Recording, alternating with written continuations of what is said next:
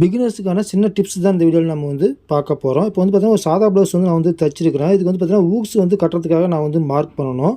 அப்படி மார்க் பண்ணும்போது பார்த்தீங்கன்னா ஊக்ஸ் பட்டியும் ஆங்கர் பட்டியும் நமக்கு கம்மி தான் வருது. அதாவது பார்த்தீங்கன்னா ஊக்ஸ் பட்டி நமக்கு 1/2 இன்ச்சு மிச்சமாக வருது.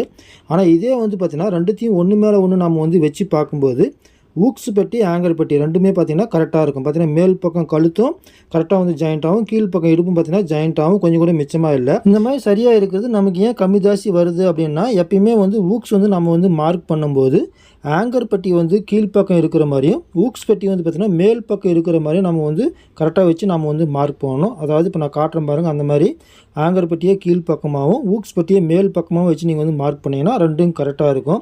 இதே வந்து பார்த்திங்கன்னா ஊக்ஸ் பட்டியை கீழேயும் ஆங்கர் பட்டியை மேலேயும் வச்சு பார்த்தீங்கன்னா கண்டிப்பாக 1/2 இன்ச்சு கம்மி தாச்சு வரும். நிறைய பிகினர்ஸ் வந்து பார்த்திங்கன்னா ப்ளவுஸ் தைச்ச பிறகு இந்த மாதிரி மாற்றி வச்சு நீங்கள் வந்து செக் பண்ணும்போது தான் 1/2 இன்ச்சு மிச்சமாக இருக்கிற மாதிரி உங்களுக்கு வந்து காட்டும். இது போன்ற பிகினர்ஸுக்கான டிப்ஸ் தெரிந்து கொள்ள தருமபுரி ஃபேஷன் டெய்லர் சேனலை சப்ஸ்கிரைப் பண்ணுங்கள், சப்போர்ட் பண்ணுங்கள்.